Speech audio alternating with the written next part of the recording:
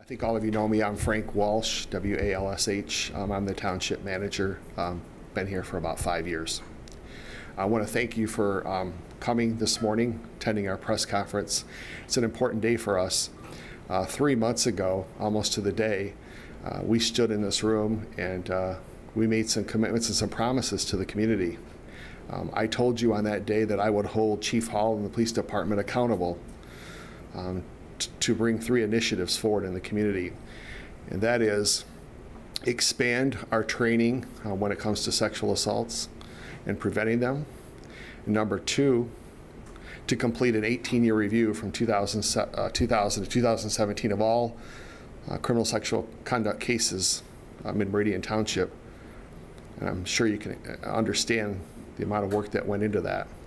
And 3rd, to work with Brianne Randall Gay, who all of you know the history behind that and what happened in 2004, to work as a community to develop a program to help prevent sexual assaults.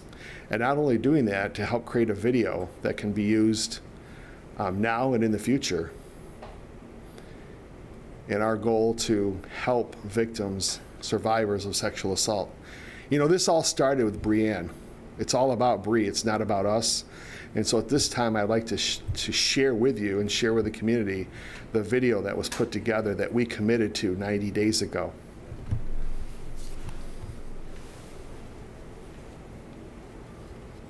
I am here to tell you my story as a survivor of childhood sexual abuse. It was the fall of 2004. I was 17 years old and in my senior year of high school. I had been struggling with chronic back pain. My doctor referred me to a specialist who was supposed to be the best of the best. His name was Larry Nasser, and I was told to be lucky to be seeing him. After all, he was the doctor of the USA Gymnastics team. My parents were unable to attend the appointment, so I went alone. At this appointment, Larry asked me to undress so he could massage my back. He gave me a pair of shorts and had me lay on my stomach. He started pushing really hard on my back and then placed his ungloved fingers on my vagina. He then placed the other hand on my breast and began massaging. I remember being in shock. He asked if it hurt. It did, but I was too scared to say anything, afraid of what he might do. I responded no. After the treatment was complete, he had me get dressed in front of him and went on to schedule weekly visits. I walked out of the office in a daze. Later that day, I told my mom what had happened. She took me into the police station to file a complaint. At the station, there were 2 male officers who took my statement. While they were both very nice, I remember feeling embarrassed telling them the intimate details of the abuse I had just endured. They took me to the hospital where I had a sexual assault kit done. The procedure was unlike anything I had experienced before. It was invasive and uncomfortable. I remember saying to the nurse I was afraid everyone would think I was lying. She assured me that this would not be the case. I don't remember anyone asking me how I was feeling or if I needed counseling services. I felt so alone. It was a couple of weeks before we received a phone call from the police. We were asked to come in so that Larry could explain this procedure and how this was just a misunderstanding. I did not attend the meeting because I was afraid to face the man who had just abused me. Larry Nasser explained to my parents that he is used to working with gymnasts, and because I was not a gymnast, I was not as comfortable with my body and therefore misunderstood the procedure he was doing. We were informed that the case would be closed and no charges would be filed. I remember my parents coming home and informing me of the officer's findings. I still questioned what had happened. I went online and tried to research this type of treatment, but came up with nothing. I decided to let this go because there was a lot going on with my family and I did not want to be a distraction. My dad had been diagnosed with stomach cancer and was told he only had a few months to live. I felt like it would be selfish of me to ask my parents to pursue this in light of my dad's illness. My dad ended up passing away the following spring, a few weeks before I graduated high school. I tried to go on with my life, attended college, and pursued my career as a physician assistant. As I continued my education, I questioned what happened to me more and more. I realized how Larry Nasser had gone against so many standard protocols for medical professionals. I tried to revisit pressing charges, but discovered that the statute of limitations had run out. I tried to convince myself that this was an isolated incident and I would just have to get over it. In September 2016, I got a message from a high school friend who had sent me the link to an IndyStar article that discussed new allegations against Larry Nasser. I read the allegations and realized that this woman's story was exactly the same as mine. I immediately broke down. My worst fear had just become a reality. I would later learn that this was not an isolated incident, not even close. Over the course of 2 decades, Larry Nasser abused over 250 girls and young women under the guise of medical treatment. I felt an extreme sense of guilt for not stopping him years ago. I spent the next 6 months unable to function like I did before. I would go to work, put a smile on my face, and pretend like everything was fine, but I was screaming on the inside. I would go home and cry for hours on end. I felt like this pain was never going to go away. Slowly, with the help of therapy and support of my family, I was able to find myself again, and the healing began. Shortly after, I found out I was pregnant. My husband and I were thrilled about this new adventure. I felt like I had finally gotten to a place that I could let go of the past. My son was born December 3rd, 2017. Unfortunately, shortly after his birth was the sentencing of Larry Nasser, and I was offered to read a victim impact statement. I was so scared to leave my newborn son, but I knew that I had to do this in order to fully heal. I made a last-minute decision to travel across the country to confront the man who abused me over 13 years ago. I was terrified to speak in front of all those people and didn't even know where to start when trying to convey the profound effect this abuse had on my life. Confronting Larry Nasser was both terrifying and empowering. It is a moment I will never forget. While I'm eternally grateful that I was able to speak my truth and confront my abuser, it brought up so many emotions that I had tried to hide away. After sentencing, I began having nightmares. I would dream that I was being abused by Larry and was screaming for help, but no one was listening. The abuse by Larry Nasser completely changed the trajectory of my life. While I have a wonderful family, a fulfilling career, I still suffer severe anxiety and nightmares related to the abuse. I think what was hardest for me was the fact that I did what I was supposed to do by reporting his abuse, but I felt like no one heard me or wanted to hear me. At a young age, I received the message that my voice didn't matter, especially when it was up against a powerful man. I have since learned that I am strong and my voice does matter. I hope all of you will hear these words today and take this into account when a victim comes in reporting sexual abuse. It is imperative that we listen to victims and take all accounts seriously, regardless of the accused. After 13 long years, myself and hundreds of other survivors received justice. I realize that most victims do not get the opportunity to seek justice. They are afraid to speak out, fearing that they won't be believed or have fear of retaliation. I hope we can promote an environment where victims feel empowered to speak out and that authority figures have the tools to respond appropriately and give victims the support they need. Today, myself and over 200 of my sister survivors stand together to bring awareness to childhood sexual abuse and promote a culture that no longer enables predators, but empowers survivors.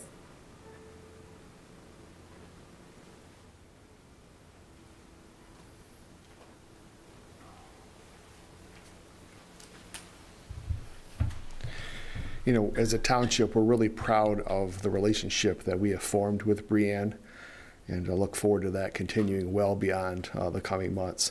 At this time, I'd like to ask Chief Dave Hall to come up and talk specifically about the 3 initiatives that were discussed on February 1st. Chief?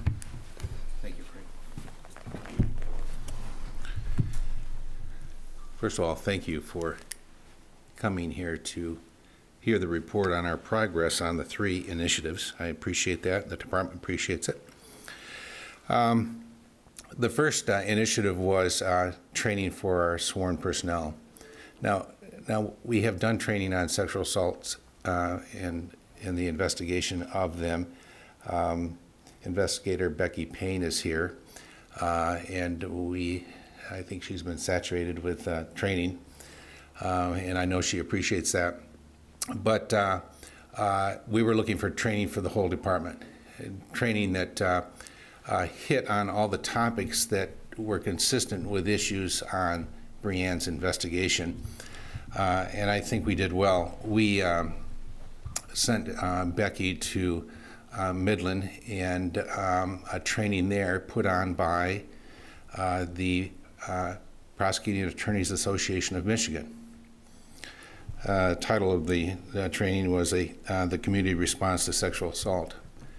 She went there. It was a full day of training, and she reported back that she thought that it was great training, would be great training for police officers in our department. So we made contact with Pam, and they said that they could do the training. It was not in March as we first had hoped. It was last week on Thursday. This room was full, 32 people in attendance. 22 of those people were from our department. It was open to other agencies, so we had 10 officers from other agencies.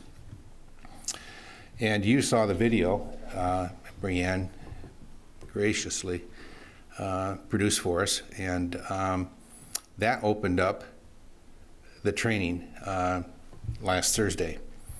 And we thank Brianne for that. That was a good video, and I think it set the tone. We're grateful to Prosecuting Attorneys Association of Michigan. We're grateful to them that they allowed us to step in with a training segment, the video, because I think it helped set the tone for our police officers, that we were serious about this, that it was important, that the chief was in attendance, and if the chief is in attendance on a training such as that, that would convey our priority.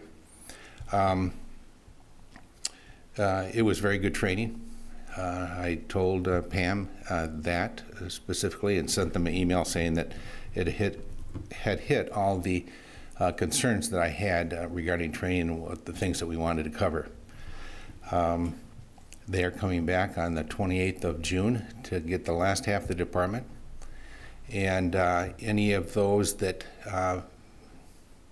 for some reason, weren't able to make that, we weren't able to get all 41 police officers training, we will send them out of the area to take this same training at a later date. Everyone will be trained.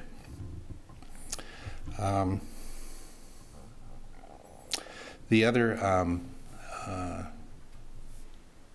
initiative is to work on a community-wide training mission, develop training to teach adults and about criminal sexual conduct, how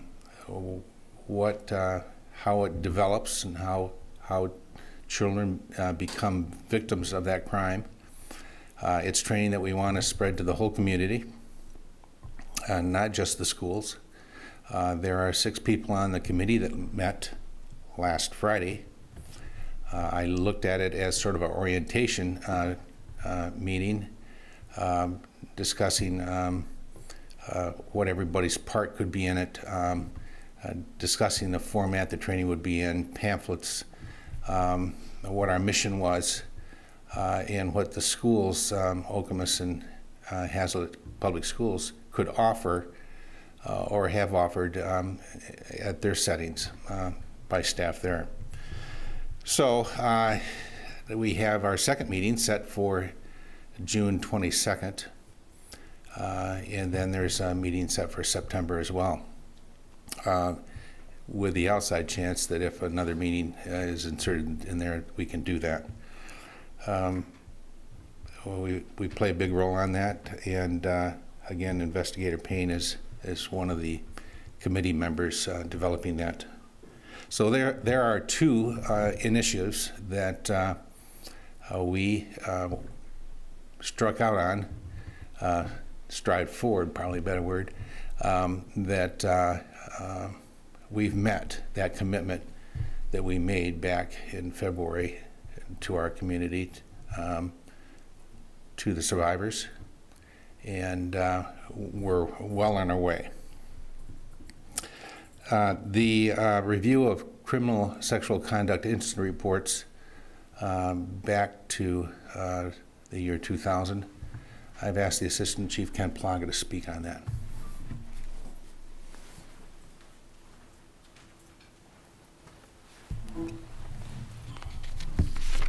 Good morning.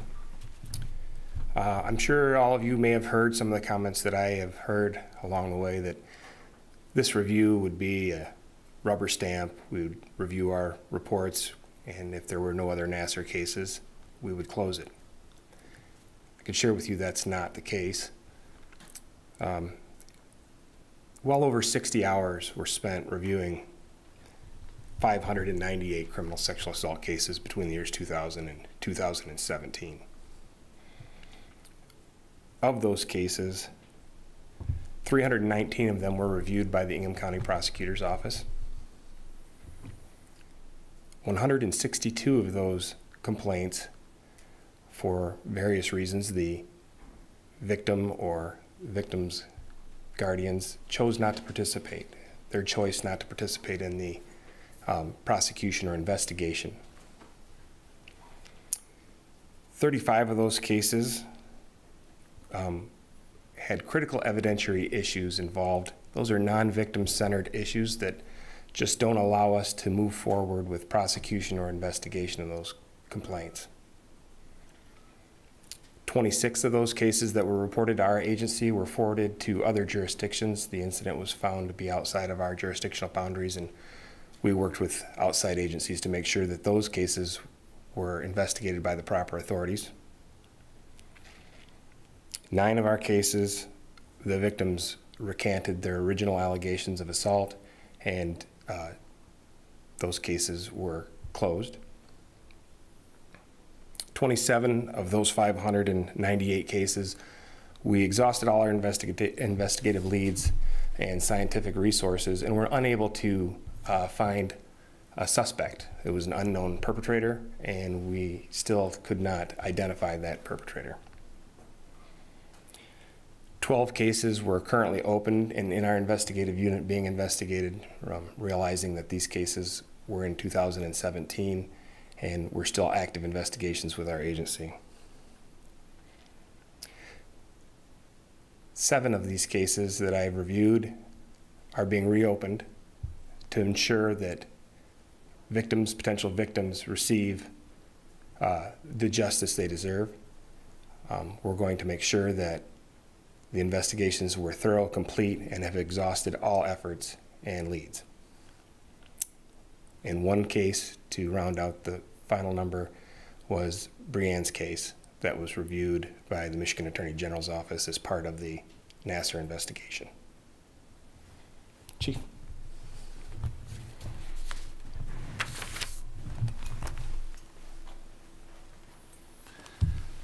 I would say this as a subset of reviewing the cases. We committed also to require me. I am reviewing all criminal sexual conduct cases. Investigator Payne and I meet on a regular basis, and we communicate through email, and she gives me the status of the cases as they proceed over time, and I keep a file on all CSC cases. They contain now cases from 2017 that remain open, and all of our 2018 cases. I think that concludes our information that we want to pass out today. We'll take a few questions. Yeah, right here, I guess, how do you improve the relationship with the prosecutor's office moving forward and the neighbor just a few miles down the road, Michigan State, knowing it's a real fluid situation right now? You don't know kind of, I mean, it seems to change by the week, especially with your neighbor, Michigan State down the road. How do you improve relationships moving forward? With Michigan State? In the prosecutor's And the prosecutor. office. I guess Michigan State first and prosecutor. Well, the Michigan State, we've always had a great relationship as far as law enforcement is concerned. I'm not seeing any issue there. I wouldn't comment on the concerns that they have going on now. We take care of our own piece of land here and work on doing our very best because we have room for improvement. The prosecutor's office has always been a good partner with us. No issues with the prosecutor. We work well together, and we keep them abreast of the things that we come up with, whether it's related to Nasser or any sexual assault case. Of course, all those cases now are going to the prosecutor's office. I think we did well by the figures that the assistant chief gave you, but there are spots that need improvement, and that's part of my check and balance in my office. Just to clarify, you said that 319 cases were reviewed by the prosecutor's office. How many of those is the prosecutor's office going to file charges on, or have they filed charges on? Those 319 cases were reviewed at the prosecutors. That means from 2000, so they have all been taken down. Now, charges or where prosecution stands there, I don't have those numbers with me as far as what was prosecuted or what was not. Okay, so you're saying 319 cases of the cases you reviewed at some point, so not necessarily newly went to the prosecutor's office? Correct. There's nothing. Of the 7 that have been reopened, those will be reviewed by the prosecuting attorney's office. Okay, and no decision on those 7. So there's 7 new cases that are going to the prosecutor's office that they haven't seen before. And so have you heard back yet on if they're going to pursue charges on those cases? Those cases have just recently been open. As of the 30th, we determined that we want to review them and make sure there's all complete investigation is done before they go to the prosecutors. Okay. So they have not seen them yet. Okay, so the prosecutor's office, as a result of this reopening, has not seen any new cases? No, not yet.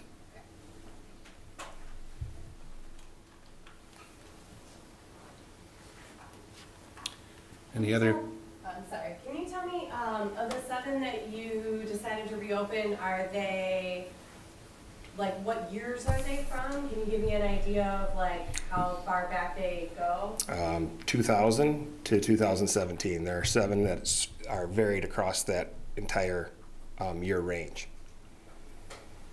What made you decide to open those cases? Can you give specifics?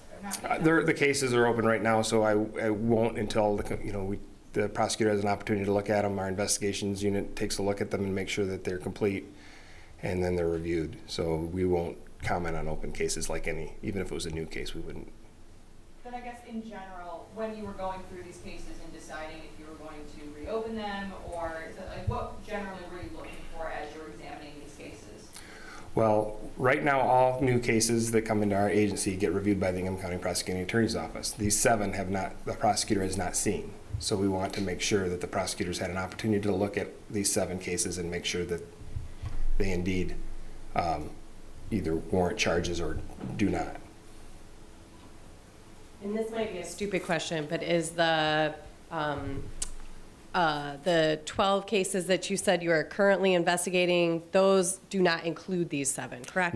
No, correct. Right, They okay. do not. I just want to, yep, thank They you. were open during the time of my review. They were active open cases. Gotcha. Have more people come forward with allegations that Nasser has abused them or anything related to Strample, since that has been now another issue that has surfaced in recent weeks?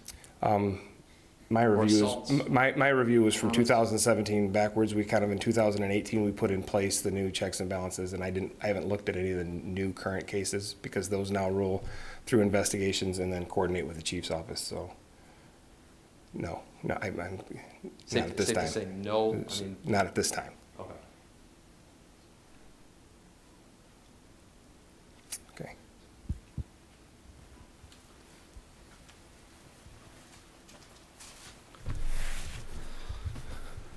Again, I want to thank you for being here. I want to close in saying that there are 3 board members here. This is the importance of this issue to our community. No one takes preventing sexual assaults more serious than Meridian Township. And we're going to continue to strive to improve and be a model for the rest of the state. We are fulfilling our commitments. And I also have a message. As you know, Chief Hall is retiring next month. I have a message for anyone in the community or anyone in the state, and for that matter, anyone in the country who plans to apply for this position. The first question they're going to be asked is, do they accept and are they going to be able to follow through on our commitment that we've made to the community on preventing sexual assaults and getting better? And that's going to be one of the first questions we ask. So that's a directive to any candidate for this position. That's how important it is to Meridian Township. So with that, unless there are any other questions, we're finished for today. And we appreciate your time in being here. And I hope you know how important and how serious this is to the Township Board and this community. We're going to be the model for the state. In fact, we've been contacted by a number of communities who want to implement, in Michigan, who want to implement what we're doing. So, yes. You know, just one thing I think would be nice to know is how big of a lift was this for your staff, for your, like, you know, if there's communities out there that are considering doing something similar, like, did it take a ton of your time? I mean, obviously some, you know, I'm just trying to get a feel for, you know, how big of a burden is it to do this kind of review? Took an incredible amount of effort. And I can't think of anything more important that we would have done since February 1st, and even going back before that in the planning stages. This is the #1 priority for the Township Board. It's the #1 priority for our police department. And in my position as manager, I am going to hold everyone accountable to see that it happens. And as you can see, we are following through on our commitment. And we have an excellent relationship with Breanne Randall. And we're very proud of that. And maybe others around us should model it. Anything else? Thanks again for being here. We appreciate your time. This important subject.